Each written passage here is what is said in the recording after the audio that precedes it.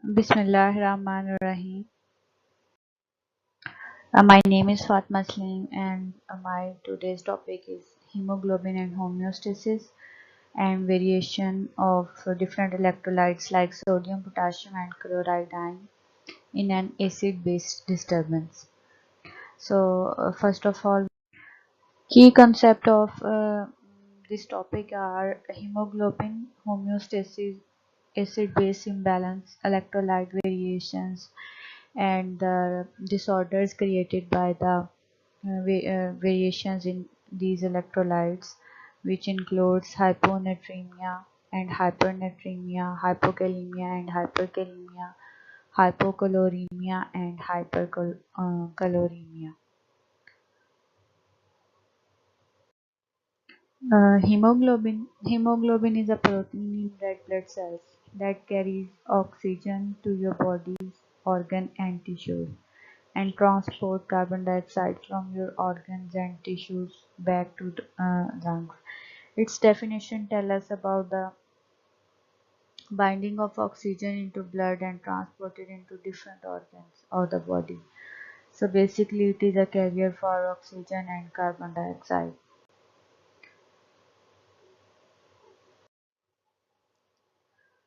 Hemoglobin is made up of four chains, two alpha globulin and two beta globulin. Here in picture you can easily see that the upper one two twisted chains are beta chains named as chain 1 and uh, name as chain 1 and two different colors are red and orange. No, the chain beta chain 1 and beta chain 2. These are red and orange are beta chains, and the lower ones are one is alpha chain 1 and pink one is alpha chain 2.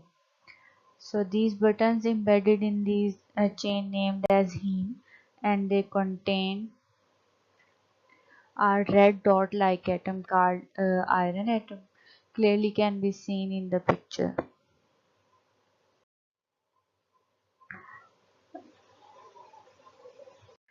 Each globulin chain contains an important iron-containing porphyrin compound termed heme. Porphyrins are basically four modified pyrrole subunits interconnected at their alpha carbon via methane bridge.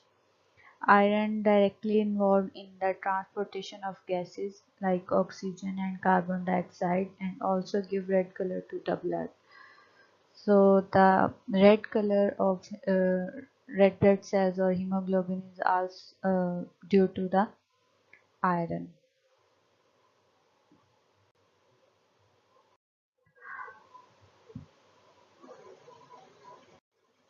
Apart from transportation and color, blood hemoglobin also play a role in maintaining of shape of the red blood cells. So shape of the red blood cells is very necessary to be maintained because blood have to flow in the vessels. So if there is a D-shaped or disturbance in the shape of the red blood cells, it will cause problem to for the flow of the blood.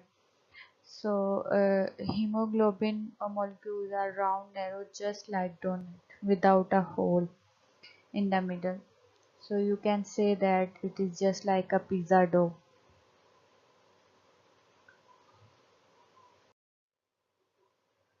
Abnormal hemoglobin structure can therefore disturb the shape of the red blood cells and could be dangerous for the flow of the blood.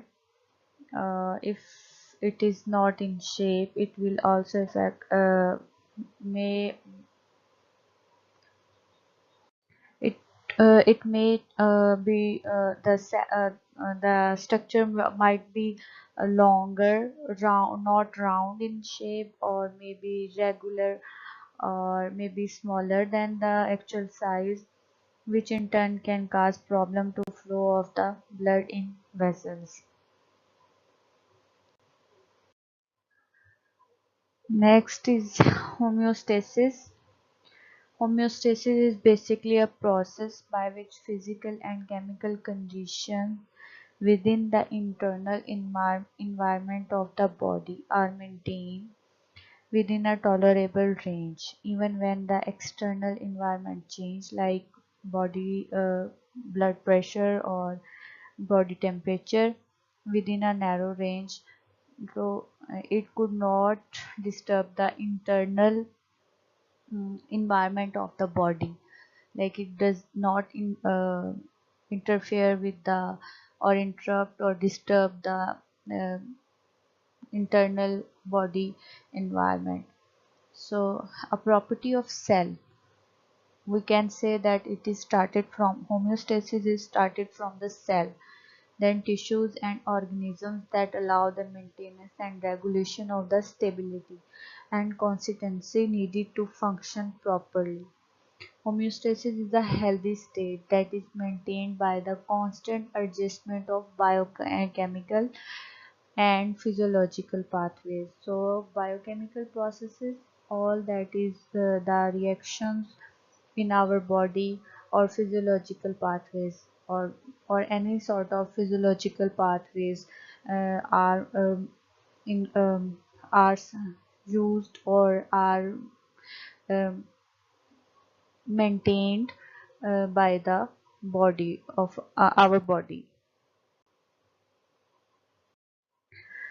An example of homeostasis is the maintenance of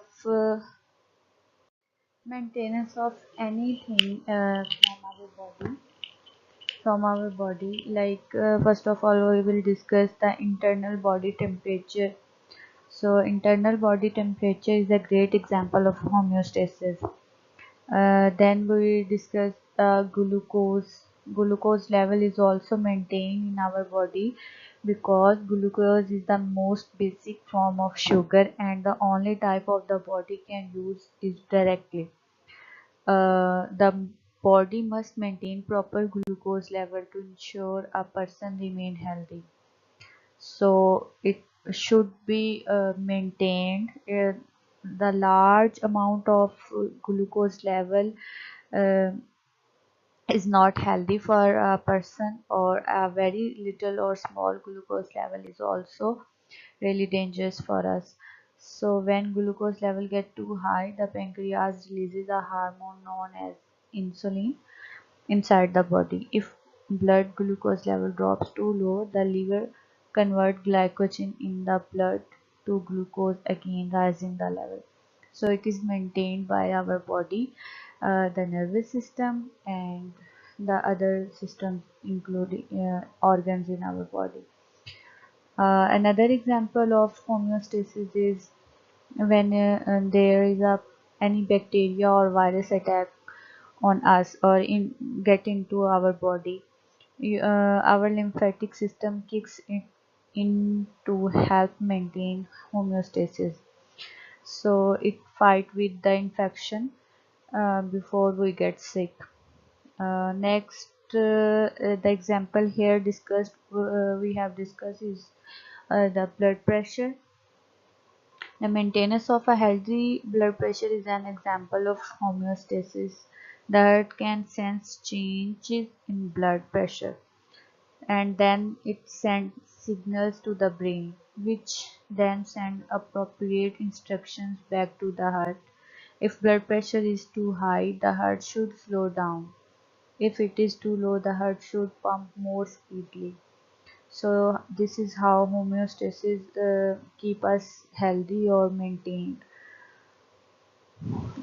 Then we can also discuss water level, also maintained by our body, because extra water from our body is excreted, and if we have a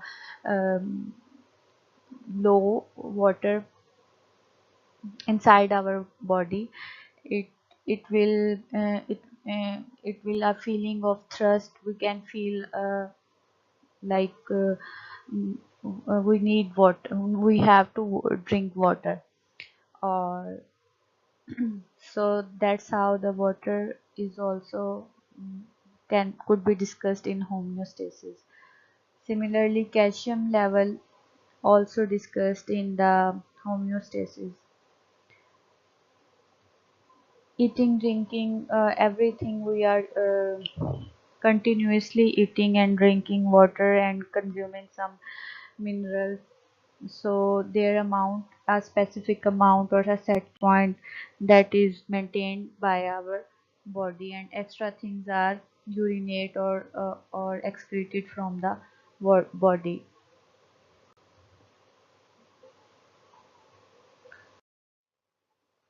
Next is, we are here discussing hemoglobin and homeostasis.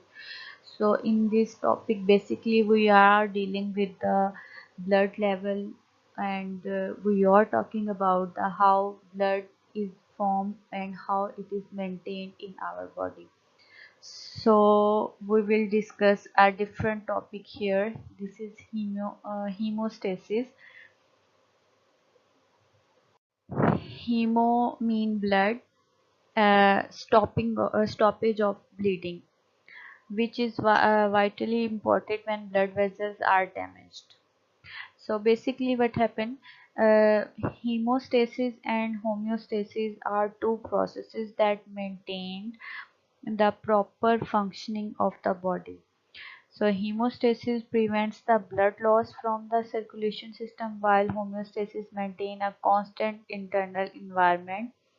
The main difference between hemostasis and homeostasis is the role of each process, but both control the function of the blood, but in different ways. So, because homeostasis means to maintain the blood level, there will be a specific level of blood in our body.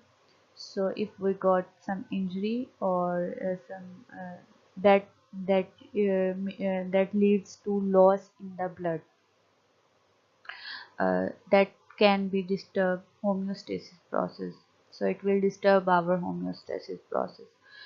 So the stoppage of blood are initiative steps that our body take to stop the blood flowing from the or bleeding from the body. So that's how the both terms are related to each other. Normally, hemostasis involves series of reactions designed to arrest bleeding from a site of injury through formation of platelet plug and fibrin clot. So we will discuss both of them in next slide. So hemostasis basically involves three steps which we discuss in detail over here. First of them is coagulation. Coagulation is the process by which blood is converted from the liquid to the solid state, namely the fibrin clot. What is fibrin? Fibrin is a fibrous non-globular protein involved in the blood clotting. The polymerized fibrin together with the platelet form a hemostatic plug or clot over a wound site. The thread-like web can capture the platelet and red blood cells at the site of injury. Blood coagulation is an essential component of hemostasis. So you can see from the picture that thread-like structure holding different platelets and red blood cells together just to stop bleeding or making it thick or making clot over the site of injury. When the process of homeostasis becomes impaired, the ability to effectively stop bleeding is lost. In contrast, should the mechanism involved in homeostasis and blood coagulation become overly active, unwanted clots may form within the blood vessels or tissues. So, if there is a problem in the in homeostasis process, or the injury is too large that the body cannot maintain it to or cannot cover the blood bleeding site, so it will definitely can't stop the bleeding. um, In contrast, if the mechanism is too active, it might be clots formed inside our body, inside the injury point, or inside in, uh, where injury happens inside the body. So these clots could be flow through the blood into our blood vessels and can cause problem over there. Three hemostatic components: the extravascular, the vascular, the tissues. Extravascular, the tissue surrounded blood vessels involved in homeostasis when local vessel is injured. It play a part in homeostasis by providing back pressure on the injured vessels through swelling and trapping of escaped blood. So it is really very useful. How it is useful? It maintain the uh, blood extravascular tissues swell, and this swelling cover the hole and make less make a how can you describe it, like swelling provided less space to escape blood cells, so it will work for the stoppage of blood. The blood vessels through which blood flow, it depends on the size amount of smooth muscles within their walls and integrity of the endothelial cell lining. So it's depend on the inner lining of the arteries, how much cut has happened and how much blood is flowing through them, and at which point the cut is done. So if we have injury on our hand or just a muscular portion of our body, it will heal after some time. But if we have injury on a vascular, like blood vessels that containing and transporting blood, it will be some different type of the injury. The intravascular, the platelet and plasma protein that circulates within the body blood vessels. These components are involved in coagulation, clot or thrombus formation, or fibrinolysis, clot or thrombus termination. So basically what happened, these when we have an injury on our muscular portion, like on our finger or anything, uh, that bleed less and could be cured by our body, just making clots on it.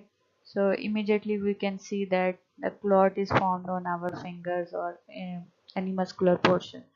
This this process is called coagulation, and after some time when there is no new skin arrive on our injury point, then there is the clot and thrombus termination by their self itself, it is um uh, terminated from our body.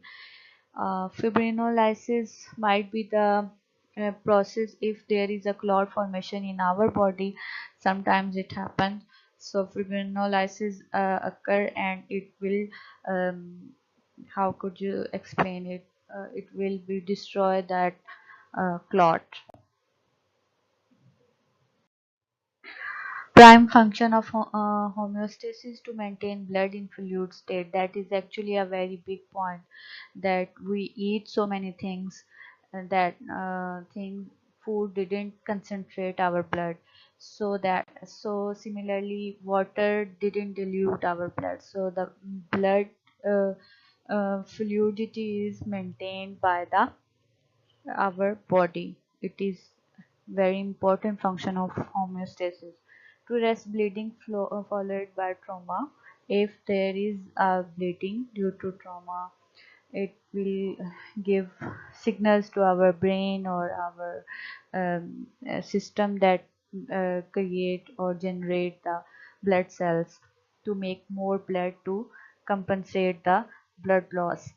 To remove platelet plugs when healing is complete. This point is or discussed in previous slide, that when there is a new skin arrive on a healing point, then the platelet plug is removed by itself.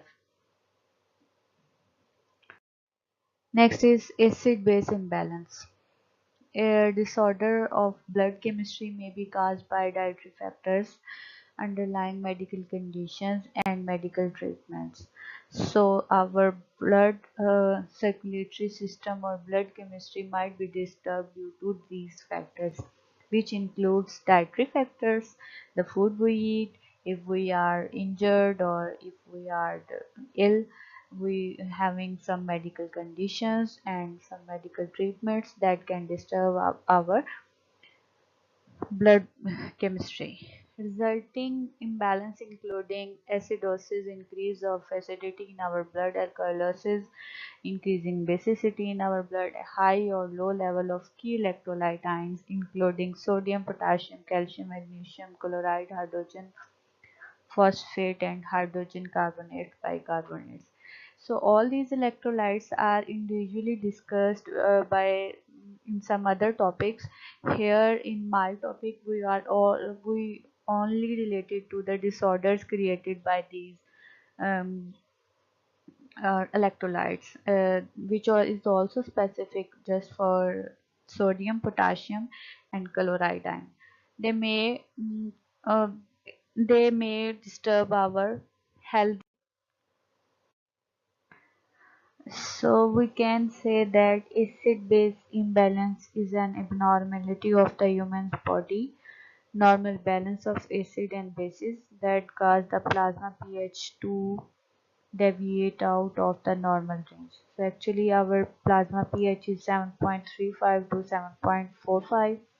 The level of an electrolyte in a blood can become too high or too low, leading to an imbalance. So these electrolytes also harmful, means their imbalance is also harmful for us. Electrolyte level can change in relation to water level in body as well. Other factors important electrolytes are lost, you can say that important electrolytes could be lost by sweating during exercise or and with excessive excretion of water in the form of urine that may lead to deficiency of or loss of electrolytes including sodium and potassium.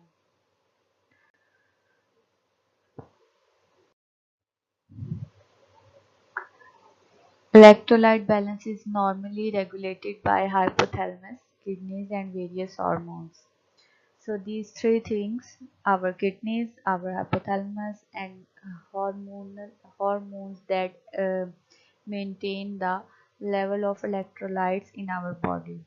Hormones are including antidiuretic hormones, ADH, we called it aldosterone as um, uh, is a corticoid hormone, and parathyroid hormone, PTH.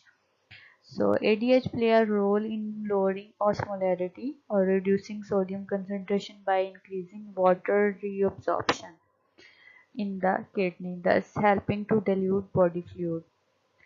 To prevent osmolarity from decreasing below normal, the kidney also have a regulatory mechanism for mm, reabsorbing sodium as well.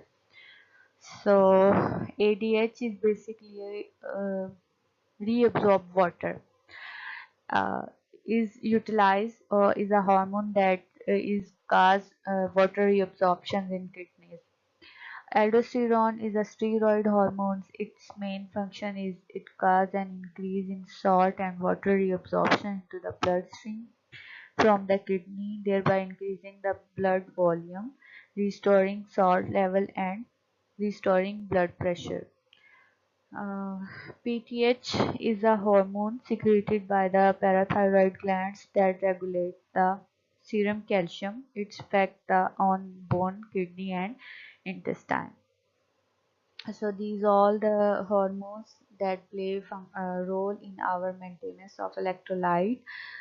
Acid-base balance is linked to fluid and electrolyte balance and is normally controlled and maintained by immediate buffer system via the kidney and pulmonary system.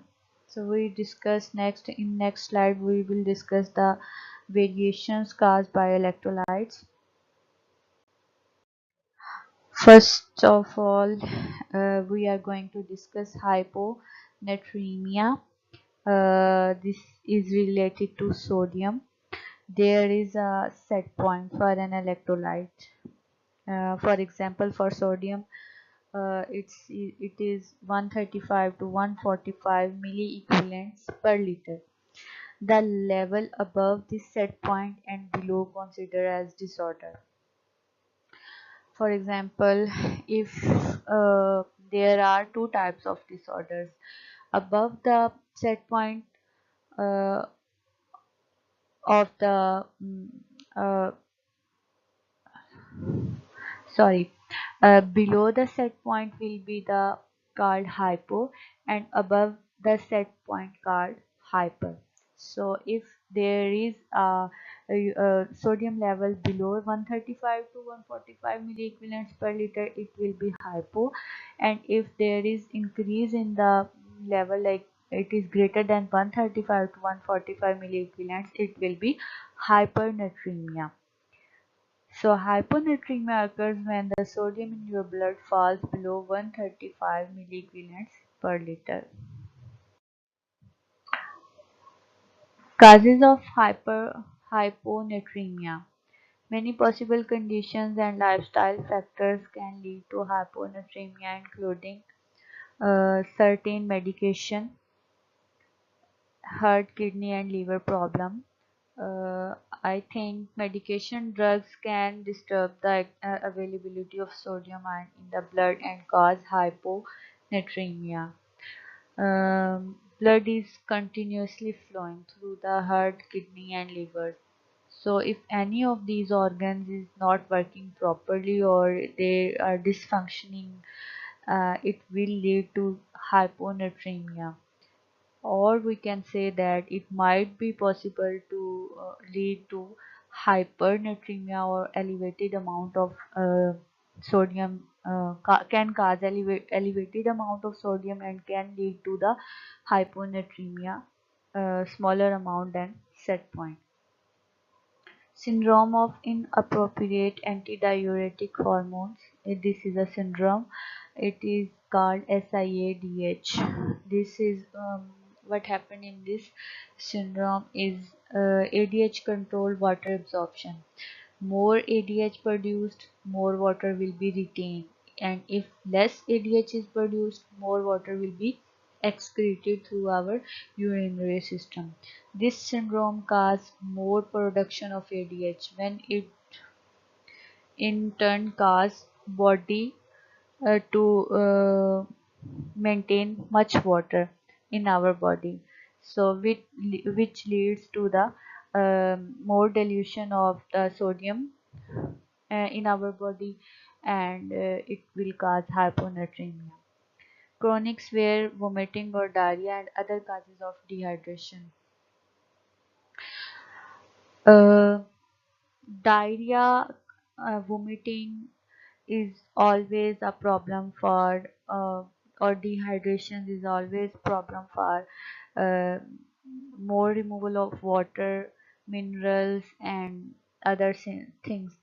That's why doctors um, suggest us or prescribe us ORS, oral rehydration salt, to maintain our body electrolytes. Drinking too much water may leads to the cause hyponatremia. I mean, more water, less amount of solute in our body. So that's why it will cause the lowering of from the set point. Hormonal changes may also cause the hyponatremia. Symptoms. Hyponatremia signs and symptoms may include nausea and vomiting, headache, confusion, loss of energy and fatigue, restlessness and irritability, muscles weakness and cramps, coma. These all are the symptoms of less amount of or hyponatremia. Um, in hypernatremia, as we have described in previous slides, that hypo means the lower level of sodium than a set point, and hyper means the elevated amount of sodium from a set point. So it could be easily occurs when there is a shortage of water in our body. The body contains too little water relative to the amount of sodium. This causes sodium levels to become abnormally high in the blood, more than 145 milliequivalents per liter, which cause water to move out of the body tissues and into the blood in an attempt to equalize the concentration between the two. Water can be lost from the brain cells, causing them to shrink, which can be dangerous. So this is really very important, that hypernatremia is more severe than the hyponatremia, because it can cause the uh, cell water to be came out to equalize the amount of sodium, and the cells could be shrink. Symptoms. Many of the symptoms of hypernatremia is thirst, first of all, irritability, restlessness, and muscles twitching, affect the central nervous system and stem from a loss of water content from brain cells. So this is really very important factor. It could damage our brain cells. Feeling tired or lacking energy, confusion, seizures, or coma. These is a severe conditions of uh, hypernatremia. Causes of hypernatremia. The main cause of hypernatremia usually involves dehydration due to an impaired thirst mechanism or limited access to water. Suppose we didn't drink too much water, or we have excess water removal from our body. We could be don't like to, and we are using such a drinks that cause dehydration in our body. The disorder can also result from diarrhea or vomiting. This is again a very important point. Diarrhea and vomiting can cause water loss in a bulk amount, and it may be due to diuretics. If you are taking diuretics, it means that you are um, ADH is production is smaller, and if there is a smaller ADH production, then it will lead to remove or excrete more water. So if more water is excreted from the kidneys or from the body or blood, it will can cause the sodium amount increase in the cells or in blood. So it leads to this hypernatremia. High fever is also another cause of hypernatremia. Next is hypokalemia. Uh, Previously we are discussing about the sodium. Now we are discussing the disorders due to potassium. Again we have to again we have a set point and two type of disorders, an elevated amount and a lower amount than a set point. So first of all we are going to study hypokalemia. Hypo means there is a less amount of potassium in the body or in a blood uh, with respect to the set point. Potassium is an important electrolyte for nerves and muscle cell functioning, especially for muscle cells in the heart. A normal level of potassium is 3.6 to 5.2 milliequivalents per liter. Hypokalemia is when blood potassium levels are too low. Level below 3.6 are considered low, and anything below 2.5 milliequivalents per liter is a life-threateningly low. So when we study about the potassium electrolytes function, it tell us that potassium is very necessary for the muscle functioning. So when there is a low amount of potassium present in our body, it will cause dysfunctioning of muscles of any type, like heart muscles, kidney muscles, body muscles. So it is very dangerous for us. Symptoms include weakness, fatigue, constipation, muscles cramping, paralysis, respiratory failure, breakdown of muscle tissues, irregular heart rhythms condition. All these symptoms are really dangerous for us. Uh, any sort of muscular pain, constipation is all, the bowel movement will stop because of hypokalemia, muscles cramping, paralysis, dysfunctioning of our muscles, respiratory failure could be occur, breakdown of muscle tissues will be start, irregular heart rhythm conditions that may be too high or pattern or too low for heart rhythms. Causes of hyperkalemia: lost too much potassium through urine, sweat, or bowel movements. So the first point tell us everything. How could it possible be to be if you are more sweating, not taking diet properly and sweating more, or living in an area that is warmer, and the more sweat will be there. So this is really a problem over there. Bowel movements. Uh, if you are not taking proper intake of dietary potassium and magnesium levels can also result in hypokalemia. Most of the time, hypokalemia is a symptom or side effect of other conditions and medication. If you are on a medication and you are not taking proper diet that contain potassium and magnesium, it you could be affected by hypokalemia. Eating substance like bentonite, this is clay, or chewing tobacco. These both um, are very dangerous. Especially, I have seen so many women in village areas that like to eat clay, and they so many people that uh, uh, start chewing raw tobacco. So that is also cause for hypokalemia. Sometimes kids also like to eat clay or anything like this. So they mostly doctors prescribe them some mineral um, tablets or some this sort of things that their uh, hypokalemia or like their fall in the electrolytes like potassium or sodium may not lead to the disease like hypokalemia and hyponatremia. Long-term use of laxatives. Laxatives are the um, laxatives are medicines used for the bowel movement. They are used to treat the constipation. So if you are in taking for a long time laxative, that can cause hypokalemia. High dose of penicillin. Penicillin is an antibiotic, and if someone is on their high doses, it could be lead to hypokalemia. So you should have to consume some multivitamins if you are taking antibiotics.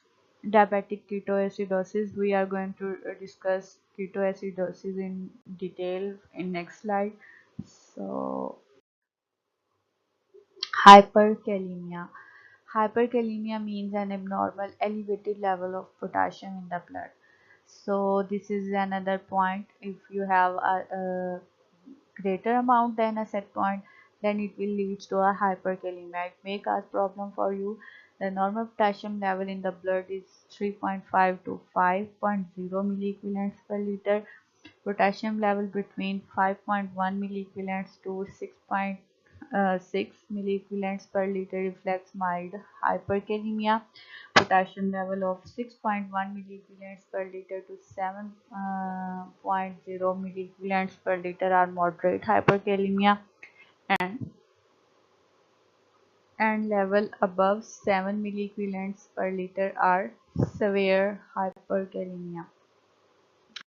Symptoms of hyperkalemia is nausea, fatigue, muscle weakness, tingling sensation, heartbeat and weak pulses, fatal cardiac standstill.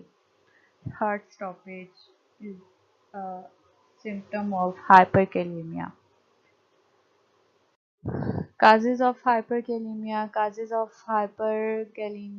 is tissue destruction, dying cell release potassium into the blood circulation.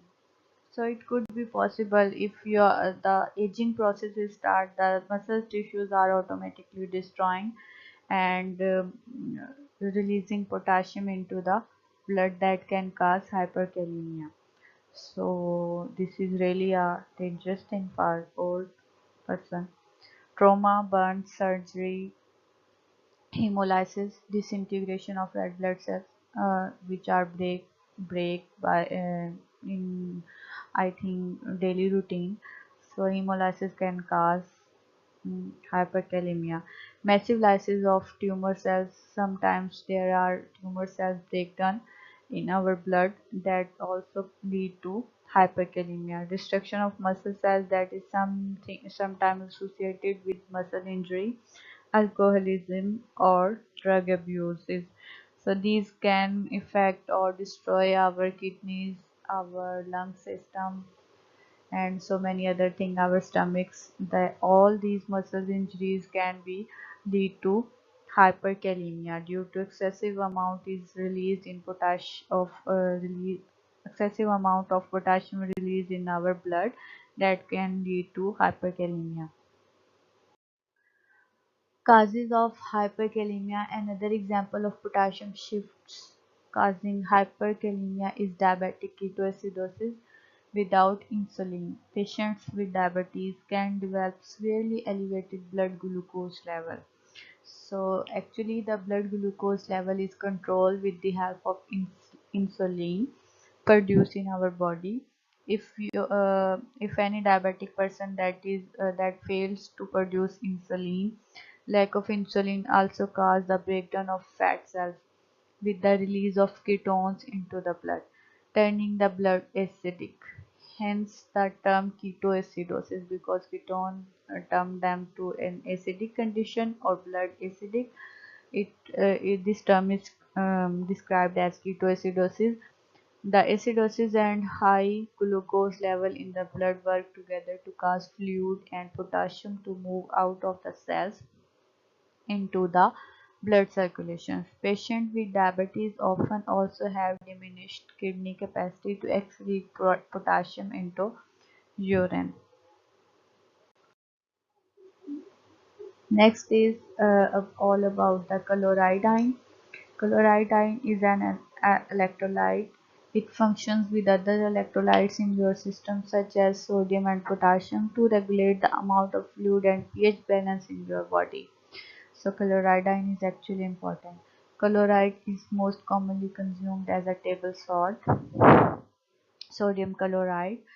Hypochloremia is an electrolyte imbalance that occurs when there is a low amount of chloride in your body. So hypochloremia is the low amount of uh, chloride in our symptoms: fluid loss, dehydration, weakness or fatigue, difficulty in breathing, diarrhea or vomiting caused by fluid loss. I think fluid loss due to diarrhea and vomiting. Hypochloremia can be caused by any of the following conditions: congestive heart failure. What is congestive heart failure? Uh, chronic condition है that affects the pumping power of your heart muscles. So your pumping power of blood by heart muscles will be disturbed. Prolonged diarrhea or vomiting, chronic lung disease such as emphysema. Emphysema is the lung condition that causes shortness of breath. In people with emphysema, the air sacs in the lungs are stopped working or damaged. Uh, that's why the shortness of breathing occurs. Metabolic alkalosis, when your blood pH is higher than the normal. Certain type of drugs such as laxative, diuretics, corticosteroids, and bicarbonates can also cause hypocaloremia.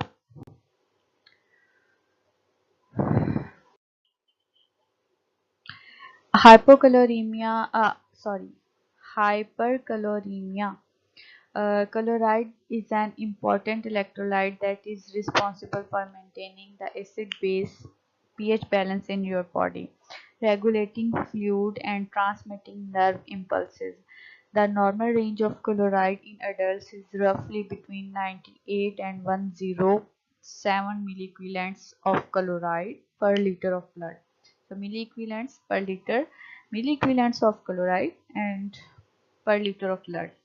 Hyperchloremia is an electrolyte imbalance that occurs when there is too much chloride in the blood. So this is how it occurs when elevated amount of chloride present in our blood. Symptoms of hyperchloremia. Symptoms may include fatigue, muscle weakness, excessive thirst, dry mucous membrane, high blood pressure. Some people may not experience any noticeable symptoms of hyperchloremia. The condition is sometimes not even noticed until a routine blood test. So, the person like me who is using more table salt could have hyperchloremia. Hyperchloremia. So, causes of hyperchloremia. There are several ways that hypercholoremia can occur. The intake of too much saline solution while in the hospital, such as during surgery. If you are in hospital for long, that can cause or that leads to hypercholoremia. Severe diarrhea, chronic or acute kidney diseases, ingestion of salt water, extremely high ingestion of dietary salt, bromide poisoning from bromide containing drugs, renal or metabolic acidosis, which happens when the kidney don't properly eliminate acid from the body or the body make an excess of acid. So all these causes um, of hypercaloremia that can cause elevation of chloride ion in our body that leads to acidity of the blood and disturb the pH of our blood system.